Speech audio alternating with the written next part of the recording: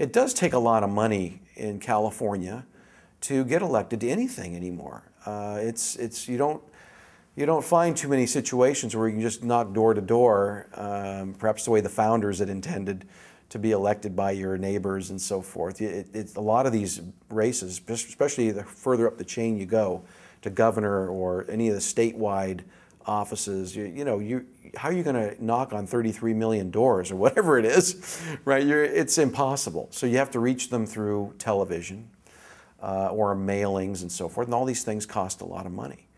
And so you've got to go out, and if you don't have your own personal wealth, you have to raise the money under the laws that we have, under limits and so forth and so on.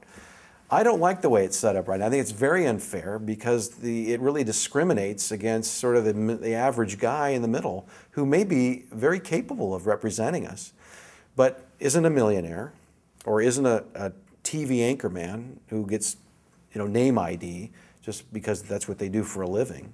May not know much else, but they've got name ID, so they can become a viable candidate.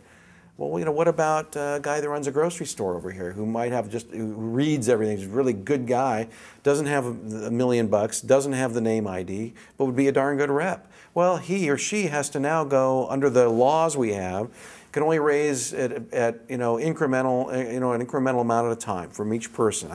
You can give me $500, he can give me $500, she can give me. How do you get to the number going like that to compete with a millionaire?